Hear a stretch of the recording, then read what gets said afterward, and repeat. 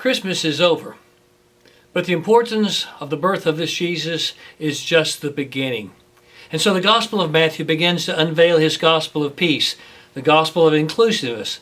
And I want to talk about following this Jesus and be welcoming to all. You know, for us Christians, it all begins with worship, paying Jesus homage. That's the way Matthew puts it in the scriptures, but we hardly catch it.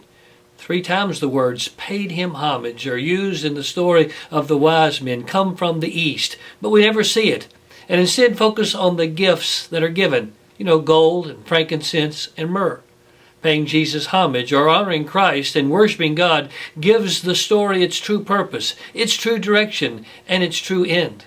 The gold and frankincense and myrrh are physical manifestations of the heart's desire to pay Jesus homage.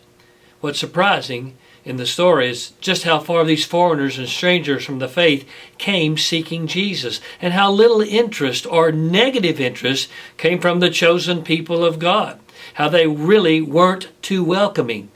You see, no word is given about the scribes and Pharisees joining the guest to find the newborn babe, even though they were the ones who instructed the Magi on the whereabouts of the birth of the Messiah at Bethlehem. And Herod, as we all know, even seeks to kill him under the ruse of worshiping him. 3 gifts, 3 homages, 3 ways of responding to Jesus. The way of the wise men and their worship. The way of the scribes and Pharisees who do nothing. And the way of Herod who seeks to undermine and kill him. Matthew's gospel is all about soliciting us to follow Jesus and realizing that all are welcomed and loved in Jesus. But whose pattern will you really follow? The wise men, the scribes, or Herod? I'm Chris Cooper, lead pastor, First United Methodist Church in downtown Little Rock. And I invite you to follow Jesus this new year.